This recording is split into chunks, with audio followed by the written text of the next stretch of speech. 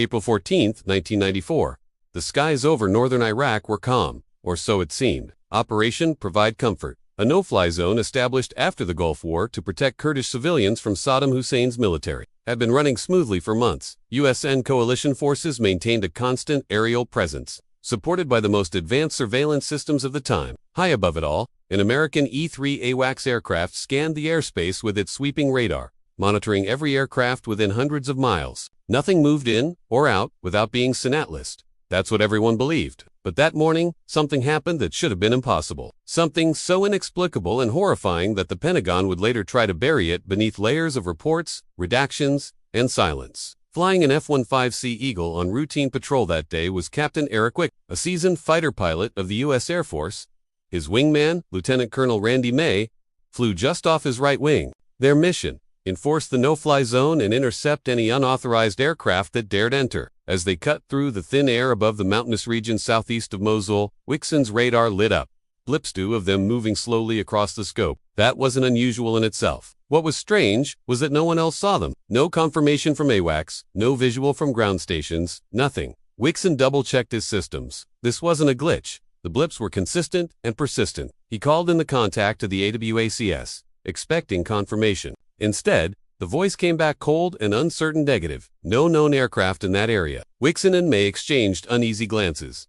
If AWACS wasn't tracking them, who were they? The idea of an unauthorized aircraft inside the no-fly zone was a serious threat. Iraq had a history of testing coalition response times, occasionally sending up fighters or decoy aircraft to probe the defenses. But these radar contacts didn't move like fighters. They were slow, methodical almost, as if unaware they were being watched. With growing suspicion, Wickson pushed his jet into a pursuit vector. The two contacts were about 40 miles out, heading northwest. From this distance, visual identification was impossible, but the rules of engagement were clear.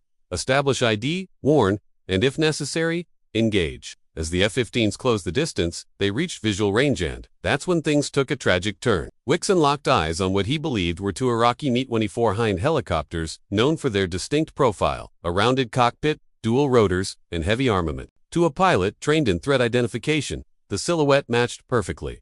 He didn't hesitate. Wickson called in to AWACS, declaring the targets hostile. He got the green light cleared to engage. Moments later, he squeezed the trigger. A Sidewinder missile streaked away from the F-15 and connected with the first helicopter.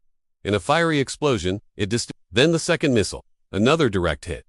2 kills. Mission accomplished. Or so he thought. The wreckage smoldered on the ground below as Wickson and May banked away. But then came the message that stopped their hearts. Those weren't enemy aircraft.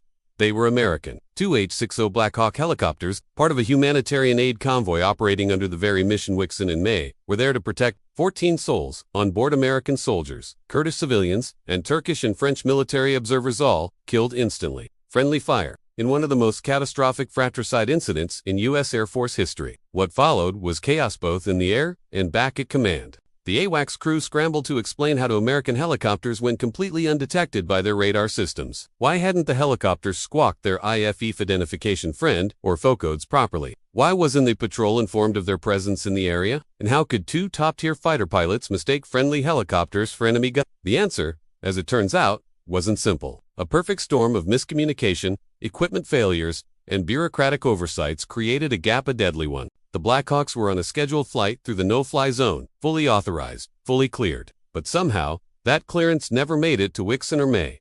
And worse, the helicopters' IFF transponders were either malfunctioning or not properly configured to broadcast to the F-15S radar system. The AWACS crew didn't pick them up, or if they did, failed to alert the fighters in time. In the fog of war, where seconds count, this chain of errors spelled doom. The Pentagon's response was swift, but guarded. Publicly, they expressed deep regret. Behind closed doors, a very different battle began, one to control the narrative, to assign blame without inviting scandal. The air crews were interrogated. The AWACS recordings were seized. Reports were compiled, then redacted. Testimonies conflicted. Some accused Wickson and May of rushing to fire. Others blamed the AWACS crew for withholding crucial data. A board of inquiry was convened, leading to the disciplinary removal of several officers and a storm of controversy over how modern warfare had failed its own. Families of the victims demanded answers. The American public wanted accountability, but what they got was a sanitized version of events. The full AWACS audio logs were never made public. Video feeds from the F-15's They existed, were sealed. The official report listed a tragic misidentification due to systemic failure, but many within the military community believe more was being covered up. Some speculate that the AWS was overwhelmed with multiple missions that day, distracted or short-staffed. Others point to faulty software or a lack of integration between Army and Air Force systems that prevented the Blackhawks from appearing correctly on radar. Either way, the damage was done. In the years since, the shootdown has become a painful case study in joint operations failure. Training protocols were overhauled. Communication between different branches was tightened. New technology was introduced to make friendly units more visible, more unmistakable. But for the families of the 14 victims, no amount of reform could bring back their loved ones. To them, it wasn't just a tragedy, it was betrayal. Killed not by the enemy, but by their own side. In airspace that was supposed to be safe, one of the more haunting facts rarely mentioned in public accounts. Among the passengers on those Black Hawks were high-ranking officials working on sensitive diplomatic missions. The presence of foreign nationals on board turned what might have remained a domestic tragedy into an international incident. The Turkish and French governments were outraged, quiet settlements were reached, apologies issued behind closed doors. But to this day, some of the details remain locked away, buried under classification codes and time-sealed documents. Captain Wixon and Lt. Cole May were never criminally charged. Investigations found no malicious intent, no gross negligence, but their careers were effectively over. They had done what they were trained to do: follow procedure, act on intelligence, and neutralize threats. The problem was, the threat wasn't real, and that's the part no training could have prepared them for. Today, the 1994 Black Hawk shootdown is remembered in military circles as a lesson in humility, the arrogance of advanced technology, the assumption that friendly fire couldn't happen in a digital battlefield. It shattered that illusion. To state-of-the-art fighter jets, a billion-dollar AWACS system, and yet they missed the most critical detail: who they were really shooting at. The incident was eventually overshadowed by other events: wars in Afghanistan and Iraq, 9/11s, new conflicts, new tragedies.